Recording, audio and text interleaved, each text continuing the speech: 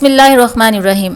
فجر کی نماز کے بعد جو میرے بہن بھائی میری مائیں دولت کی قلت کا شکار ہیں اور ان کے مالی حالات حد درجے خراب ہو چکے ہیں، گھر میں آسائشیں تو دور کی بات ضروریات بھی پوری نہیں ہو پا رہی ہیں، ان سب کے لیے آج کا یہ چھوٹا سا عمل ہے جو فجر کی نماز کے بعد کرنا ہے، تو انشاءاللہ اللہ پاک کے حکم سے آپ کی تمام مالی پریشانیاں دور ہو جائیں گی۔ اسے نماز فجر کے بعد لازمی کیجیے، پھر انشاءاللہ آپ اپنے گھر کے حالات بدلتے ہوئے خود دیکھیں گے۔ یہ اللہ پاک کا وہ محبوب وظیفہ ہے کہ جس میں اللہ پاک کے ناموں سے پکارا گیا ہے کہ جسے سن کر اللہ پاک کی رحمت فوری جوش میں آتی ہے، اور جو شخص ان ناموں کے ذریعے اللہ پاک کو پکارتا ہے تو اللہ پاک اس کا ذکر اپنے فرشتوں سے کرتا ہے اور فرماتا ہے کہ میرے اس بندے کو وہ سب عطا کر دو کہ جس کی وہ خواہش رکھتا ہے، پھر چاہے وہ کروڑوں کی ہو۔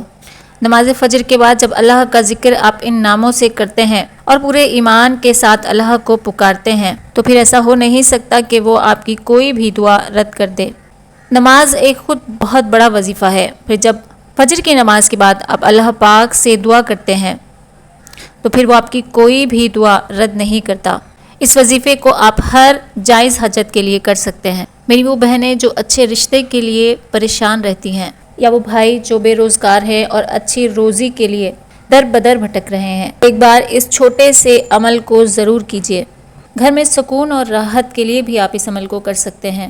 نمازوں کی پابندی کیجیے تو اللہ پاک آپ کو ان فکر و پریشانیوں سے آزاد کر دے گا اور آپ کے سارے معاملے اپنے ہاتھ میں لے لے گا۔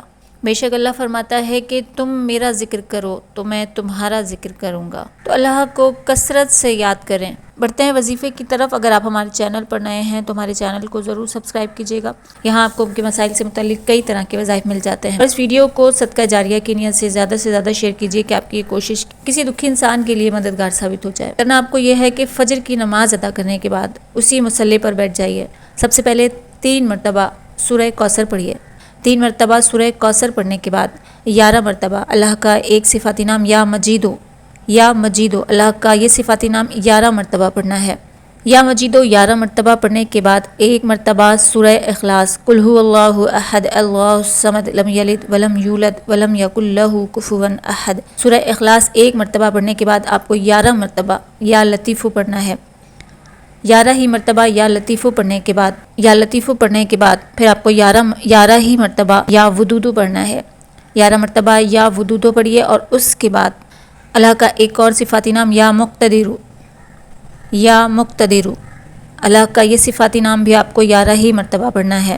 ایک مرتبہ پھر سن لیجئے، 3 مرتبہ سورہ کوثر، 11 مرتبہ یا لطیفو، پھر 1 مرتبہ سورہ اخلاص پڑھنا ہے، اس کے بعد 11 مرتبہ یا مجیدو، 11 مرتبہ یا ودودو اور 11 ہی مرتبہ یا مقتدرو پڑھنا ہے۔ یہ ایک چھوٹا سا عمل ہے جسے آپ پورے ایمان اور لگن کے ساتھ پڑھیں کہ وہی تقدیر لکھنے والا ہے، وہ چاہے تو پل بھر میں تقدیر کو بدل سکتا ہے، ہم سب سے بے حد محبت کرتا ہے اور ہر چیز پر قادر ہے۔